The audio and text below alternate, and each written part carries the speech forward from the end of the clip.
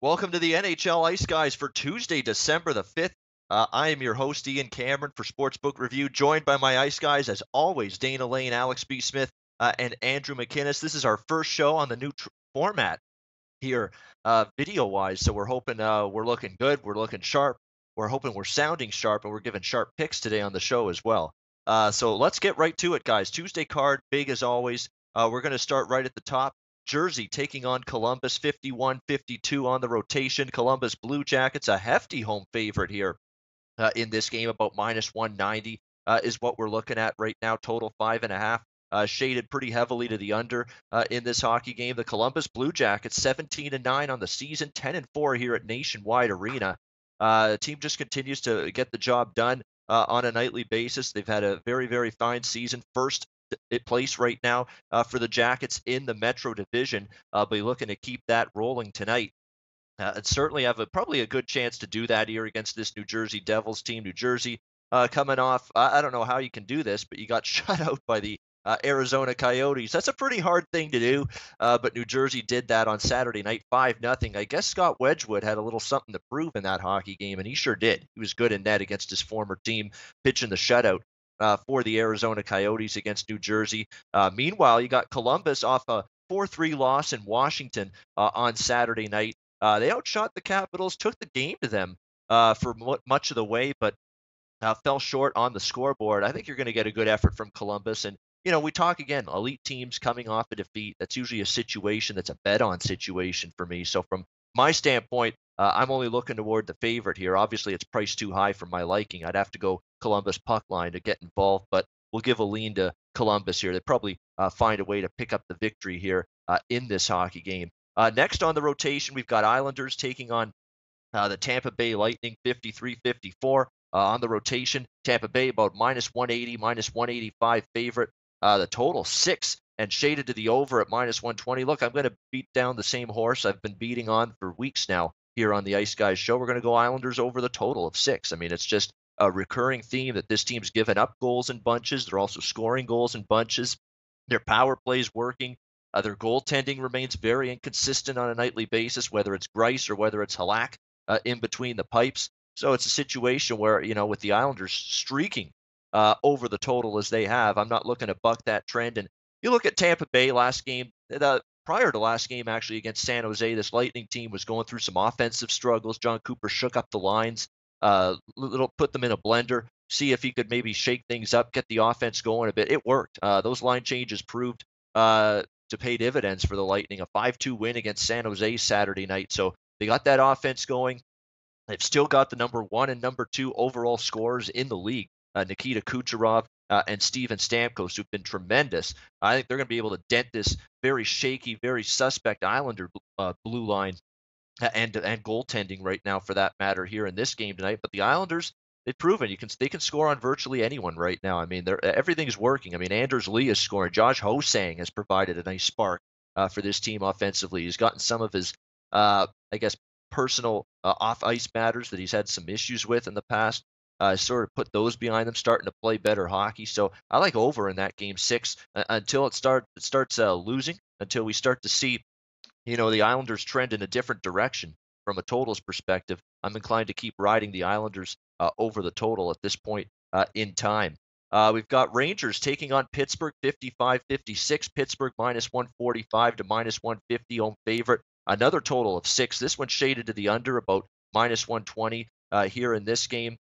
Rangers, for the most part, over the course of the last 3-4 weeks after a rough start to the season, have played a little bit better. Pittsburgh, to me, still one of those teams that, you look at them in the regular season, you got to have, to me, a good motive to back Pittsburgh. It's a team that you're just never sure, game in, game out, they're locked in, they're geared in, having won back-to-back cups. So that's always something I harp on the show, that something you got to focus on when you're handicapping the Penguins is just, are they going to bring that A game, that A effort on a nightly basis? We've got Alex B. Smith and Andrew McInnes involved in this hockey game tonight, the Rangers and the Penguins. Let's go to Alex B. Smith. What's your take here, Rangers-Penguins tonight? Well, it's an interesting matchup. You got these two teams that are very familiar with each other. Obviously, they go back to some really good playoff battles over the last couple of years, and the Penguins have gotten the best of the Rangers, not only in postseason but even the regular season. Won 7 of the last 10 meetings, and Matt Murray's out, so now they're running with their backup goalies. Tristan Jarry has started the last 2 games. They've on a 4-game win streak, so it's gonna be interesting to see. I'm shocked that we're still seeing higher prices with him as a backup. He's played well, and you've got of course when you Crosby and company getting things rolling offensively. Obviously, the Penguins are going to be a team that's still going to draw some money, but I'm looking at the Rangers here in this spot. Like I said, it's a really tough game. These two teams are familiar with each other, but I think Lundqvist is rolling a little bit smoother right now. Won 5 of the last 6 overall, and it's a decent price here. So I think we're going to see a tightly contested game. I think if I had to just bet on goalies alone, I'm definitely going to back Henrik Lundqvist before I back Tristan Jarry. So with this price right now, I'm looking at New York. Yeah, I can't argue with that. I mean, I'm not looking to lay $1.50 here with the Pittsburgh side in this game again. And the Rangers playing good hockey, as you said. So maybe a little value on New York. What's Andrew looking at here? Rangers and Penguins here tonight. Well, Alex, I do agree with what you had to say about, as far as the goaltending matchup and stuff like that. But I think it could be a close contest throughout the first maybe half a game. But I just think that as far as looking at that team right now, Lundqvist can't save them right now. I think it's one of those things where oftentimes people said the same thing about my favorite team, the Habs, where they said, the Habs always, are relying on price. And I think right now they're relying way too much on Henrik Lundqvist. I think that their defensive core is way too sloppy. And the Pittsburgh Penguins are just firing on all cylinders right now. Every line is putting up numbers for them right now. The best thing about the Pittsburgh Penguins is that they are dangerous from line 1 to line 3, even line 4 some nights. So I think with just the depth that you see from this Pittsburgh Penguins team, it's almost too scary for me to not look at the puck line actually for the Penguins at plus 195. I mean, sometimes value is there, and I do think that the Rangers will keep it close for the first half of the game. But when you look at this plus 195 value, it's hard for me to kind of just shrug it off. So even if I'm seeing Jarry and Nets for the Penguins, it's not really scaring me against Lundqvist just because of how much better of an overall team this Pittsburgh Penguins team is. All right, so there we go. Andrew, a little bit of a differing opinion. Pittsburgh puck line for him. Just anything but Pittsburgh by 1, please, tonight. Let's have one of these guys cash in their ticket tonight. So anything but Pittsburgh by 1, we'll be happy. We'll take it. We'll see how that one plays out. St. Louis, Montreal, 57-58. I'll tell you how it's playing out for Montreal right now. They're looking darn good since they got Carey Price back. I mean, it just keeps on rolling along here for this Montreal Canadiens team. Minus 110, about an even money priced team here tonight. Montreal on home ice, total 5.5, shaded to the under. And look, what can you say about Montreal? 5 straight wins. Now you beat up a hapless, moribund Detroit team the last couple games. You scored 16 goals in 2 games against them, 6-3 and 10-1. Let's see how you do now, stepping up in class a little bit here against the St. Louis Blues. But maybe they're catching St. Louis at the right time. I mean, the St. Louis 3 straight losses against Anaheim, LA, and Minnesota, 2 goals or less.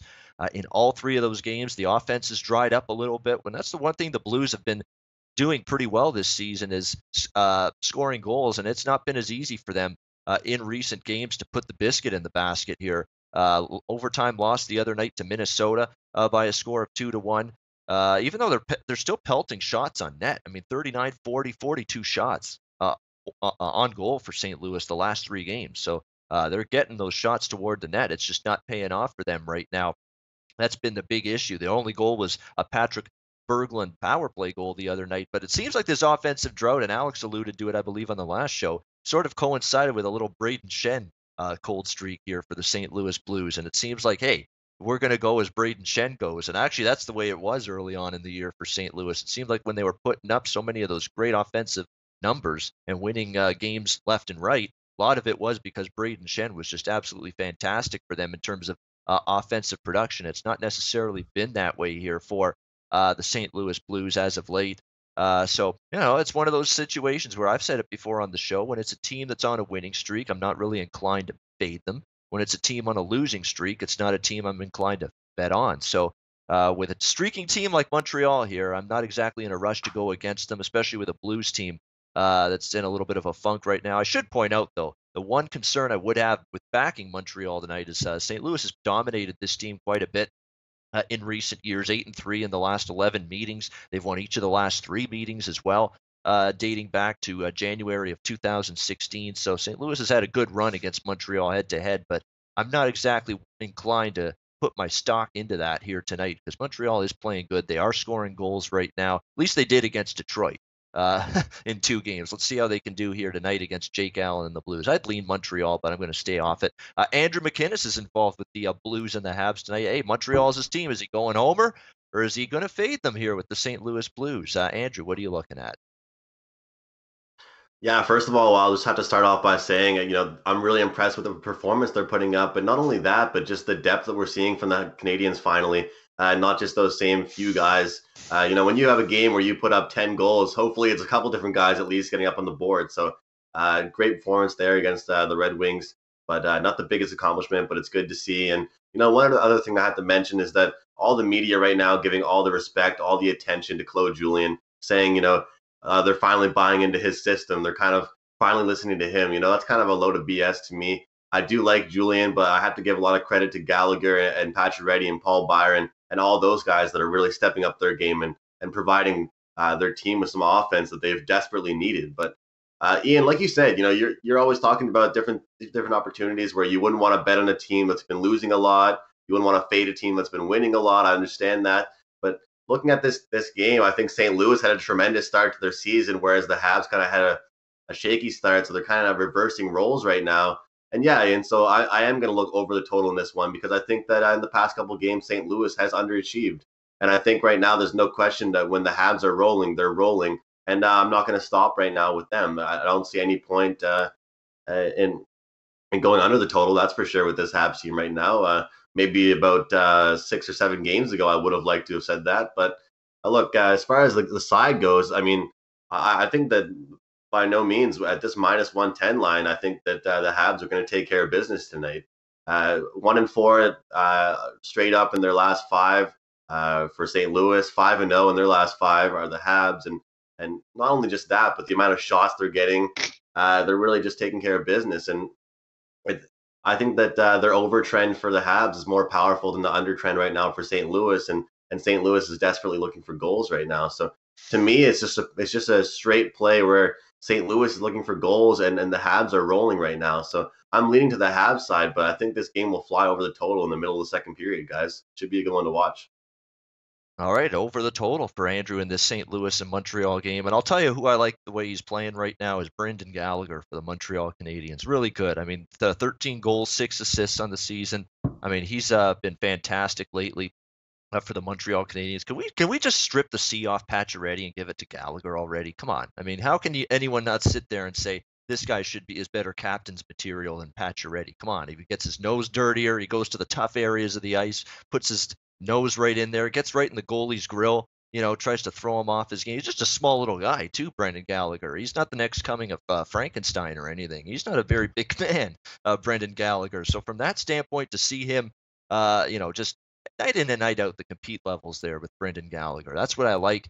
I'd put the damn captaincy on him on Montreal, but that's not my decision, unfortunately. Although I feel some teams in sports should be thinking like me because they don't think as well. But that's Ian, another story. I think the fact is that before he used to be just kind of that like gritty guy that was a hardworking guy, and you could just say, he gets into the dirty areas and stuff like that and just scores those tap-ins by the net. But now he's actually proven that he can, he can roof that puck up where grandma keeps the cookies, and he can kind of do that kind of magnificent stuff and have some good plays. So he's not just doing the little tap-ins around the net and just getting to those dirty areas. He's actually making plays, looking like a pretty big first line player for second line player out there. He's actually looking like a accountable scorer for this team right now.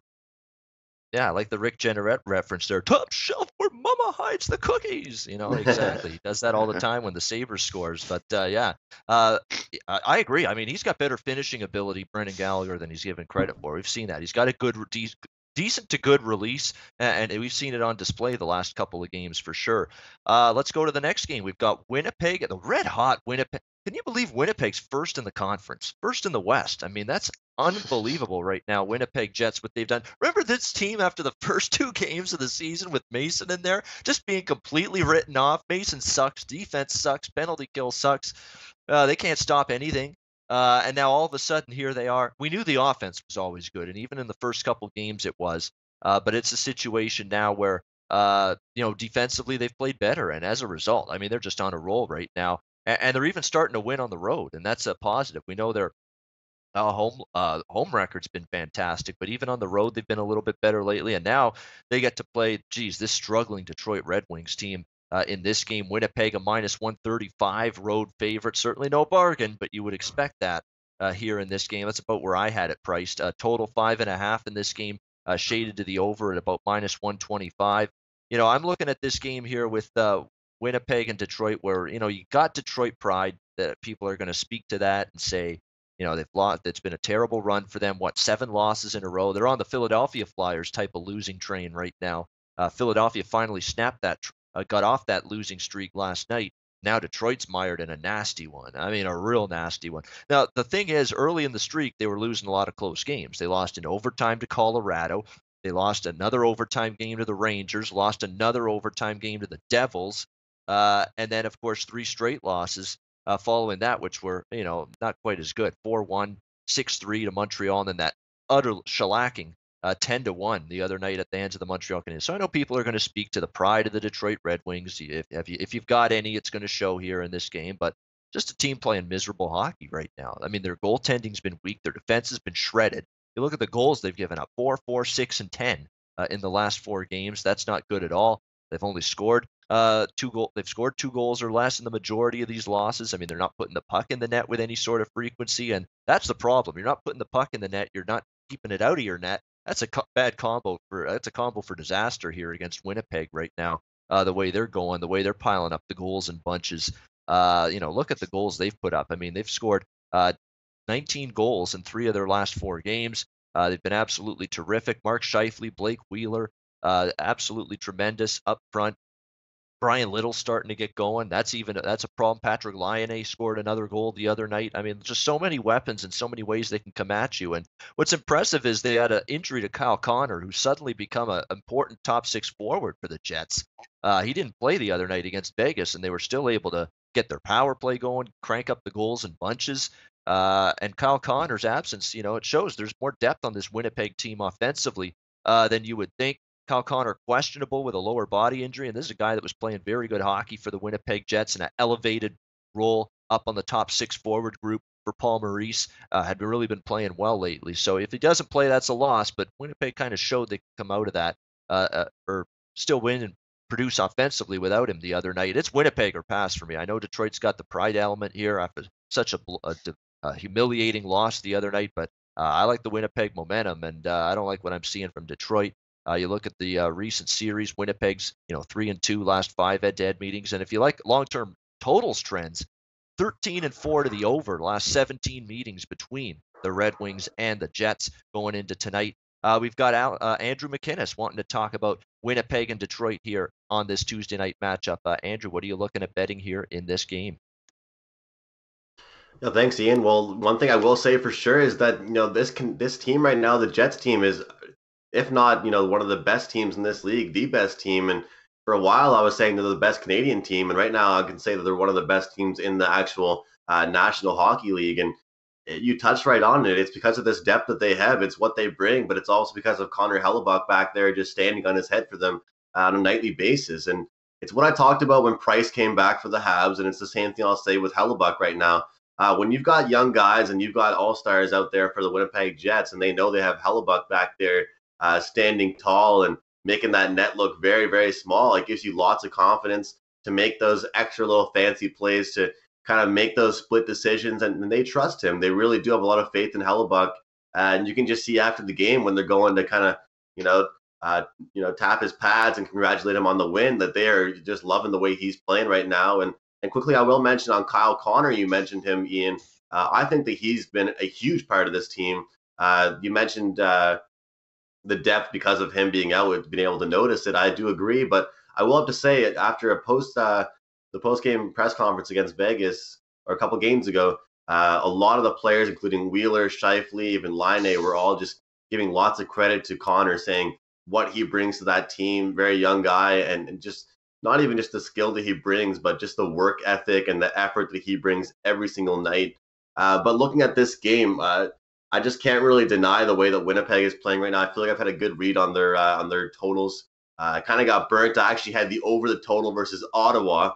They were able to put up 5 goals in the first period and a half, and Ottawa couldn't put up 1 goal for me to go over the total with Winnipeg. So that was kind of a tough one. But let's talk about Detroit for a second. I mean, they're coming off a complete shellacking from my Habs, and I think that they're going to want to have the revenge spot. I mean, Ian, we can't really deny a revenge spot sometimes. We can't really, I don't really think as far as money line goes, but I think just as far as putting up some goals, probably taking a couple more risks. I mean, the coach maybe changing some things in practice, working on a new power play, fixing up their penalty kill, doing something like that.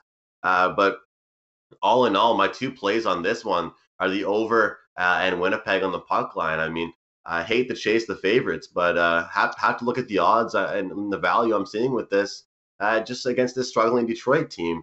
If you look at the stat here, total has gone over in 6 of Winnipeg's last 9 games when playing on the road against Detroit. Just in simple terms, the over has gone over in 13 of Winnipeg's last 17 games when playing in Detroit. And of course, when Detroit was firing, when they were actually playing decent hockey, they were finding a way to put the puck in the back of the net, and they do have those options. The total has gone over still in 5 of Detroit's last 7 games. They're able to put up some goals, and these 2 teams actually do have a history of scoring against each other right now. Winnipeg, 3.5 goals per game in the last 10 versus Detroit. Detroit, 3.1 goals per game. So these 2 teams are used to scoring against each other. They're used to playing that same style. And I think I think Detroit's kind of back to that style where they do like to play a faster pace. I think they recognize the fact that they're not going to be able to win games if they slow things down and cycle the puck through the offensive zone. They have to get off to those breakaways. They have to get off in those odd man rushes, and they have to make the Jets worrisome about where their all-stars are, because the biggest thing for the Jets right now is that they have so many all-stars, but they have to learn how to play defense as well, or else they're going to just compete in 5-3, 5-4 games for the rest of their career. So looking at guys like Wheeler and Scheifele, I think they really have to carry the load, set that example for players like Ehlers, Line, and players like that, because again, looking at this depth, when you look at their power play, that is one dangerous power play. And first of all, one player we'll talk about is Dustin Byfuglien. He hasn't even put up a goal yet so far in this season. But he's back there up being a very solid defenseman back there. I don't know about you guys, but I'd be pretty scared to head into the corner if I had Big Buff coming after me. So as far as a guy that's solid on the blue line that leads the power play, this Winnipeg overall team right now is looking good from all angles, and they're looking sharp, guys. So I'm not going to think too much about this game. I think they'll come out. The goals will be flying again, but Detroit will want some revenge after that absolute shellacking versus the Montreal Canadiens. So look over the total in this one. I'm also going to look Winnipeg puck line. Their success will continue tonight against Detroit. Yeah, I mean, Detroit's one of those teams. I like to back teams off a bad loss, but I just think they're not playing well. Winnipeg's on a roll right now, and it's just momentum I'm not really rushing to step in front of. I'm probably not going to lay the price with Winnipeg either tonight, but I'm certainly not willing to step in front of them. Josh Morrissey's a guy I want to talk about too for Winnipeg, because he's a guy that's really elevated his minutes on that blue line, and he's showed he's deserving of those minutes. He's played really well up there now on a top 4 defensive role for this Winnipeg team. Really played well in his own zone, moves the puck well, does a lot of the little things, has a little bit of a physical element to him. So there's a lot of things to like about his game, and his play since that elevated minutes on that Winnipeg back end's really helped them as well. So we'll see if Detroit has a little pride in them, but they're up against it here against what's stunningly the number 1 team in the West going into tonight, the Winnipeg Jets. But they've their offense is lethal. Play a little bit. You don't even have to be the New Jersey Devils left wing lock neutral zone trap of the 90s type of defense if you're Winnipeg. Just play a little defense. Pay a little bit of respect to the defensive side of the puck. You do that, Winnipeg, on a routine basis, you're going to be a really good team and a real tough team to beat. And right now they are. Nashville, Dallas, 61-62 on the rotation. No line yet for this game. Of course, we've got the Predators in the second game of a back-to-back situation here, which is why we're awaiting a number for this game. I was really shocked that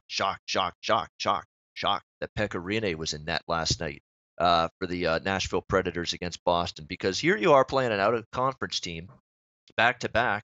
Don't you save Pekka Rinne for the division game here against the Dallas Stars, a red-hot Stars team right now? I'm a little surprised by that. So I'm curious to see what Peter Laviolette's going to do with his goaltending. Does this mean Rene is getting a back-to-back duty here tonight? He's going to be in again. Or is he going to go with UC Saros in that? And I'll tell you what, if it's UC Saros, it's the guy that's been a little bit has been a little bit untrustworthy so far this season. He's been not been a great season so far for him in limited duty for the Nashville Predators. So it's interesting to see where Laviolette goes from a goaltending standpoint here in this game tonight. But nice victory nevertheless for the Nashville Predators last night against Boston. Been playing better hockey lately as well. So nothing wrong with that win. A good solid win for the Predators last night, 5-3 on home ice against Boston. Now you go on the road, and again, the Nashville's road record's nothing to write home about. 6-7. I've talked about it before.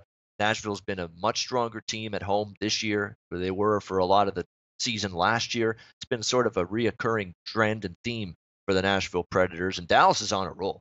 I mean, I actually took Colorado the other night, and I knew before going into that game, I'm like, I know what I'm doing here, but it's a brutal spot for Dallas. It's second of back-to-backs, 2 straight big-time wins against Chicago. You're playing Colorado, second night of back-to-backs, third and 4 nights, fourth and 6 nights, altitude, the thin air, didn't matter. I mean, they had just laid a complete beatdown on Colorado that night, Sunday night, 7-2. Bad pick on my part, but that's not the first time. It won't be the last time. It's one of those situations where, situation and spot be damned. And that's why I'm not someone that, even though I fell in love with it here, it's just blindly playing the spot. And it actually does go against a lot of the things. I know when a team's streaking, I don't like going against them, but I did because I thought the scheduling spot was simply horrendous for Dallas. But it didn't matter one bit. I mean, they pummeled Colorado 7-2 in that game, and they're playing great. I mean, playing good. They're buying in defensively. They're getting good goaltending from Ben Bishop, although even Kari letting them in didn't let them in quite as much the other night against the Colorado Avalanche. So good for Dallas. They're playing great. 5 straight wins. They're on the upward trend now. 16-11 on the season. Their road record, not great, but their home record. This is another team. 2 teams that are sort of similar here, where they're not great on the road, but they've been great at home. I mean, Dallas 10-2 at home this season here at the AAC, American Airlines Center. So tough to go against Dallas. I know Nashville's been playing good hockey themselves, but they're a little bit more susceptible on the road. I don't know if Rene's going to be in there tonight. So for me, it's Dallas or pass tonight in that matchup of Central Division rivals. The next game on the card, 63-64, Buffalo, Colorado. Oh, boy, pick your poison here. Colorado minus 140, total 5.5, shaded to the under. The poison would probably have to be Colorado here for me. I mean, I don't know what to make Buffalo to me. I mean, it's just it's really it's sad. I mean, it's really unfortunate what's happening with Buffalo, but they're a complete hot mess right now. A hot freaking mess. Bill Housley is just, already flustered. The poor guy's 2 months into a new job, first time ever as a head coach, and this is what he's got to deal with. He's got to put up with this shit on a nightly basis, but that's the way that's the way it is. That's what you signed up for, Phil. And unfortunately, the Buffalo Sabres have made his life a lot tougher in just 2 months on the job than it sometimes can be for a lot of coaches. Can you imagine that? Here's Bill Housley, first-year head coach with a Buffalo Sabres team that's been in existence for what in the NHL? 40 years? Having this kind of season. Here's Gerard Gallant in existence for the head coach of the Golden Knights first year as a franchise, and look at what they're doing instead. I mean, unbelievable difference here with these 2 coaches in these 2 spots. But it's just been tough for Buffalo. Goaltending's no good. Defensively, they're a sieve. The offense, as I've mentioned many times before, has not lived up to the billing with a Jack Eichel on it, with a Ryan O'Reilly on it, with a Kyle Okposo on it. You should be able to score more goals than you have.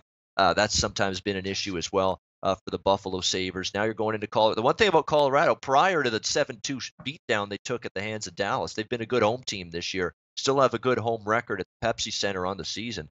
God, I don't love laying minus 140 with Colorado. That's a nasty feeling for me to want to do that, but I don't know if I can make a case for Buffalo. Hey, guess who's going to actually say a few words here on the show now? Dana Lane is going to talk. It's fantastic. You know what? It's funny. It's just one of those days where all the games that he mentioned wanting to speak about, they're at the back end of the rotation. So unfortunately, we're only getting to him now, but he is involved with the Sabres and Avs. I know it's the top game on the card tonight. It's a thriller. It's a massive game. We're looking forward to it. But Dana, welcome to the show finally. Buffalo, Colorado. What you got here, my friend?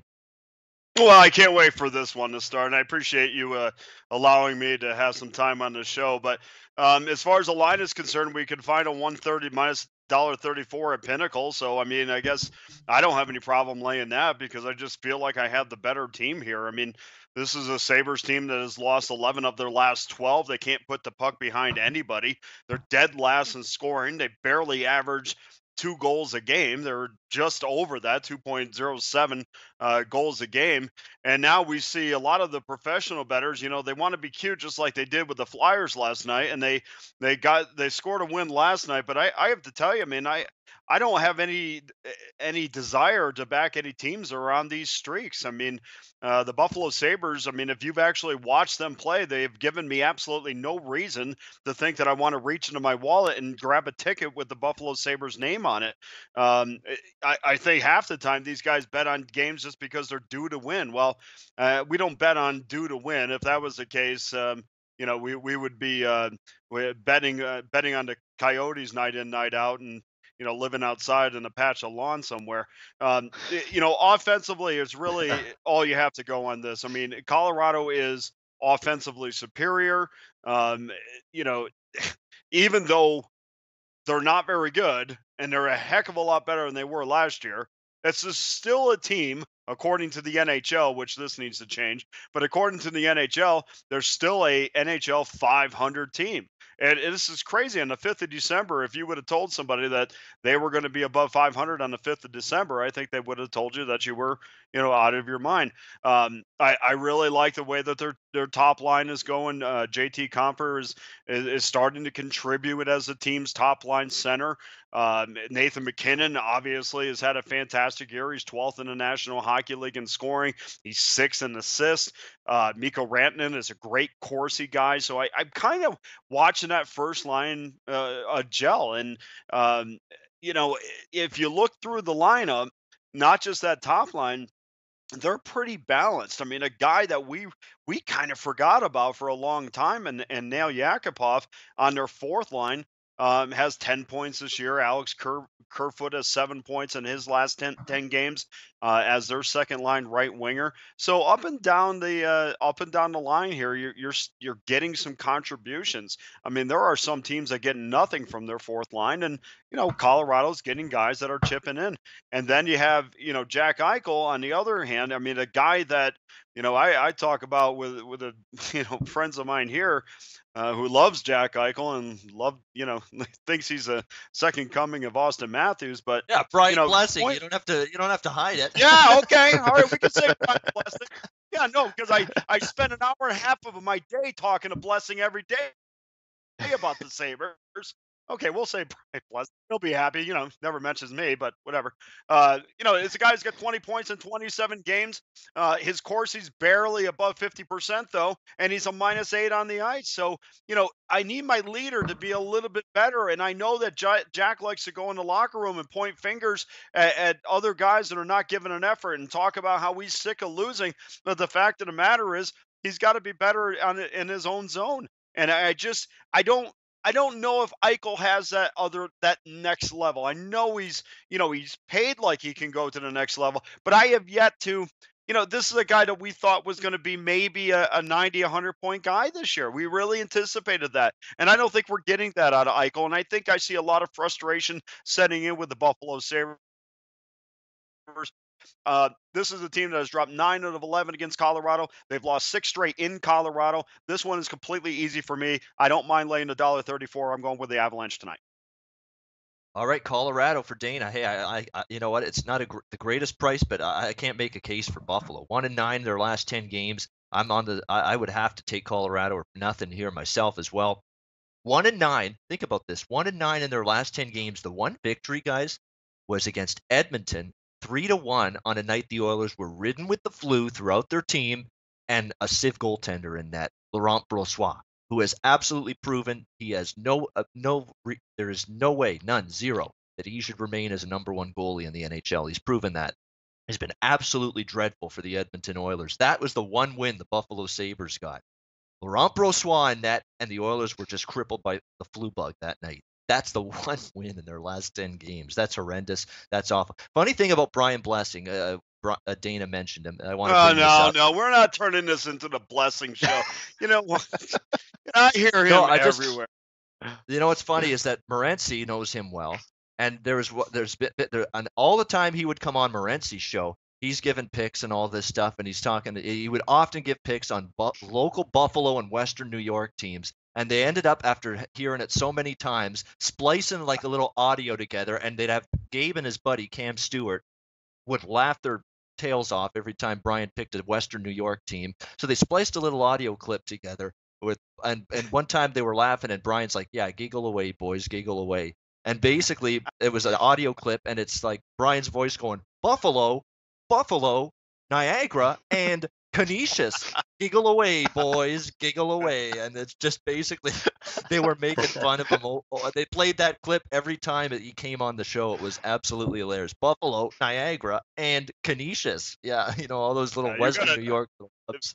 If anybody doesn't know Brian, I did a radio show with him all last year and a little bit over the summer, and he's a great dude, knows his hockey here in Las Vegas, and but I'll tell you, he's never seen a game that he didn't like from Jack Eichel, and I had to hear it for about 8 months. So good dude, though. Exactly. He is. We're just funny. He loves his Western New York teams. God love him for that. We got Carolina, Vancouver, 65-60. Oh, Ian, I'll have a quick note on that Colorado game. I think I emailed you. Oh, yeah, go ahead. Oh, sorry. Yeah, go ahead, Andrew. Sorry about that. Go ahead. Go for it. First of all, Dana, I'd really agree with you what you said about Jack Eichel.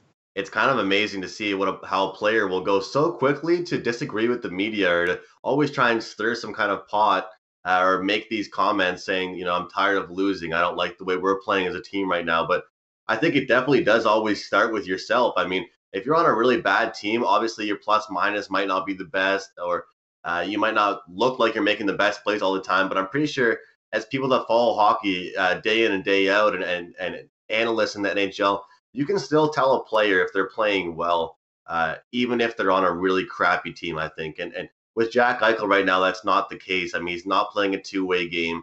He does not find that leadership character quality, I don't think. And from what I've seen and from what it's really shown up in the stat sheet, he's not able to show up for big times, for big games. And I love using the phrase "big-time players make big-time plays," and I don't think we've seen that from Jack Eichel quite yet in this league. And I don't think we've seen that, that goal with 40 seconds left in the game, or that goal to start the game to give his team a boost, or him flying around laying big hits, or him on a penalty kill making the key block shot. And I think that when he was first entered into this league, that's what he was expected out of him. He's got that comparison to Austin Matthews. And right now, you look at Austin Matthews, when he plays, he has that full confidence. He thinks he is the man. He knows he's the man of this Leafs team. And I don't think Eichel really feels like he has that, even though he's supposed to be that man.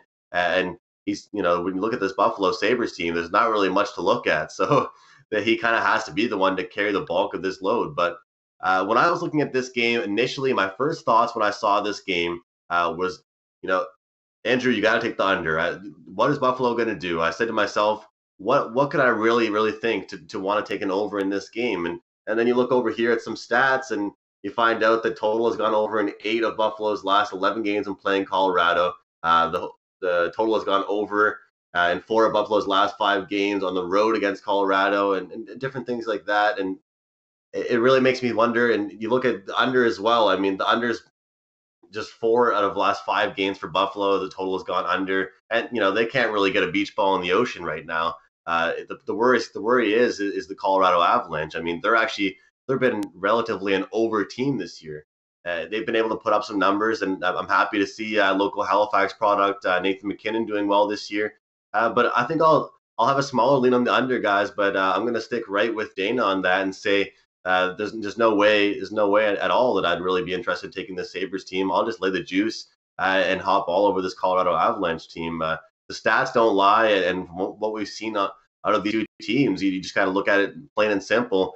And I've used this phrase before, and I've had people kind of say, what exactly do you mean on that? But I'm going to challenge this Buffalo Sabres team to put up any kind of offense. That's what I mean by that. I'm going to challenge them to do anything. I mean, that's why I'll have a small lean tonight on the under in this game, simply just to say, hey, look, Sabres, do something for me. Put up a goal, make a play, score a power play goal that will crush my under, because right now I don't think there's anything they can do, and I'm not going to take an over with this Buffalo team, that's for sure.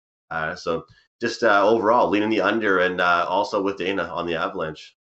All right, we got two on the Colorado side here in this game against Buffalo. Can't argue with that. Mikko Rantanen, great point on Dana's part earlier. He's played really well for the Avalanche. Couple injury notes for Colorado. Colin Wilson's been out with a hip injury. He's expected to return tonight for Colorado. Not the case for Gabe Landeskog, the captain. He's still serving his suspension. Won't be eligible to return until Thursday night for Colorado, but still. Doesn't mean they can't beat Buffalo without him, that's for sure. We've got Carolina, Vancouver, 65-66 on the rotation. We got Carolina about -120, road favorite here in this game, total 5.5 shade to the under. This is my best bet game, so I'm going to wait. I'm going to even zip my mouth here for now. Save that for the end of the show. Alex B. Smith, though, we'll get your take on Carolina, Vancouver. This is one of your games on the rotation tonight. What are you looking at here? Well, we're at the point of the season now where we got to look at what we're seeing as far as standings go and realize that there's teams we thought would be bad that are actually playing pretty decent. And one of those teams would be the Vancouver Canucks, the team that I thought would be dead last. I thought they would kind of be where Arizona is right now, honestly. But they've been playing good hockey and they're staying right in the middle of the pack in that Pacific. And you dive deep into the stats right now. They've been a really good team. Obviously, most of their games are going to be underdogs, but they've found ways to cash in certain spots here as underdogs. And you look at Carolina as a team that I thought would be a lot higher. They're not playing nearly as good as the projections were suggesting right now. Scott Darling, it seems like he's really struggling trying to be in that number one role. He's not, it's just not working out overall. So now Carolina, I'm sure they're going to have to try and figure out if they're going to go with more of a standard kind of 1-2 system that they used last year, or they're just going to try and ride Darling, being that he's the younger guy. They're obviously not going to ride Cam Ward as a number one starter at this point in his career. So you look at the trends with these two teams. Vancouver has won 8 of the last 10 meetings. Granted, they only play 2 times a year, but I'm looking at this. Teams that win and do well, they need to beat teams that are losing. The Canucks, they've gone 6-2 in their last 8 against teams with a losing record. So they're beating the teams that they need to beat as far as what the standings are showing us right now. And this is a decent price here. So I'm looking at Vancouver. That's a side that I like. I think they should be able to take advantage of a Carolina team that is underachieving. All right, Vancouver Canucks is a slight home underdog. I'm a little bit concerned about this spot here for Vancouver here. You talk about the great road trip they had. It was a great road trip. They had a 2-1 win at home the other night against Toronto. That was a hit, and they honored Sedin before the game with the 1,000th point. That was the emotional. Everyone's excited about that, and they had a pretty good game. They had to hang on. I mean, the Leafs made a real run at them late. And Jacob Markstrom, one of his better games in net. But this team on a nightly basis, Vancouver's giving you that effort. Night in, night out. Brock Besser's been a breath of fresh air for that hockey team. My best bet's on the total, by the way, in that game. So we'll get to that at the end of the show. Let's move on to Anaheim, Vegas, 67-68. We've got Vegas -145 to -150 as home chalk in this game. Total 5.5 shaded to the over. I'm not involved in this game. I will not bet against Vegas at home. That being said, they've beaten Anaheim once this year. Anaheim's probably thinking about, hey, let's exact some revenge here. And just to me, the time to bet Vegas on home ice was 3-4 weeks ago, a month and a half ago, 2 months ago at the beginning of the season. That's when you saw value. That value is disappearing in a hurry, as far as I'm concerned. You're seeing Vegas now. This is now starting to look like a team that's getting priced as one of the better teams in the Western Conference, one of the teams with the best home record in the NHL. They're starting to get priced like it. They weren't. Remember, there were games against San Jose at home recently and just some others, Winnipeg, go on down the list, where Vegas is a pick 'em at home or an underdog at home. You're not seeing that anymore, and you're certainly not seeing that here in this game. Vegas about -150 as home chalk. Let's get Dana's thoughts on this game since he's ear to the ground there on this Vegas team. Are you with me on that? Does it seem like the Vegas home ice prices finally starting to get a little bit inflated toward the Golden Knights now? Yeah, for sure. I mean, I don't think that you would have seen this kind of price if this game was earlier in the year. But, we saw the other night where Vegas went off at a $1.75, $1.80 favorite against Arizona.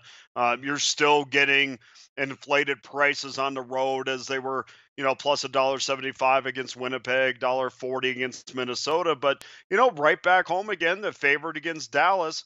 And I don't think probably since the San Jose game had they gone into a home setting as an underdog, and I think they were barely the underdog in that one. So Yeah, I mean, people are definitely noticing and what they're doing, and Ian, I mean, they have got a huge the upcoming schedule for them in relation to the Arizona game the other night, which was so huge for them to win, considering their upcoming schedule. I mean, we're really going to see at the end of December what this team is made of. But if they can survive the gauntlet of the next 2 or 3 weeks, I mean, they're going to make the playoffs, barring injury. No, exactly. But yeah, to me, Vegas inflated price. I know it's funny because I've got so many different windows open. We're doing our first day with our new format. I totally missed the fact that Dana's on Carolina, Vancouver here. My fault here on that one. I'm a Well, dope here I think missing that it's one. yeah. Carolina, Vancouver. Go ahead. Floor is yours. I think obviously this is the work of you guys trying to squeeze me out. It's okay because look, we're looking at Carolina, Vancouver tonight. They're two of the worst offensive teams in the league, and sometimes I like to say, well, two negatives equal a positive. I really don't think it does in this case. Um, both both of these teams, you could take their top line and say, okay, but they're fantastic top lines, but there was absolutely no scoring depth between either of these teams. Carolina's top line of Stahl, Teravainen, and Aho is pretty good, but even in their last 5 games against Toronto and Nashville, Columbus, Florida, and the Rangers, they accounted for just 1 goal. And we know when we go to the second line, you get a guy like Victor Brask who has given them absolutely nothing. He's not a very good skater. He's not very physical. Doesn't like to mix it up. And I'm sorry, when you're on a second line, I mean, you gotta have a bunch of guys that want to mix it up, that want to be physical, that want to go in front of the net, win battles in the corners. And we talk about Vegas. Well, here's the difference between Carolina and Vegas. Vegas has got 4 lines full of guys that are willing to go into the corners and mix it up, and they're not very big and they're not very scrappy, but there's guys that are willing to go into the front of the net. And I just think when you have a guy like Victor Brask or maybe Brock McGinn, I don't know on a nightly basis if I'm relying on anybody else but that top line to score. And lately, we can't even rely on that. For Vancouver, obviously, their top line of Horvat and Besser and Goldobin now has played extremely well. But again, we go on to that second line with Virtanen and the twins, and they're again not very physical. Henrik is not as gifted, obviously, as Daniel, but as far as as far as being able to go and create your own opportunities based on physical play, I just don't think that line is able to do that. The under in this series is a decisive 20-7.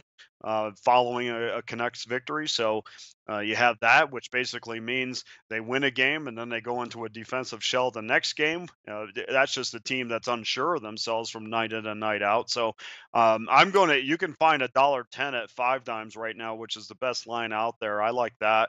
But basically, because of the inability to rely on these teams' offensive depth, I have to go under tonight, 5.5.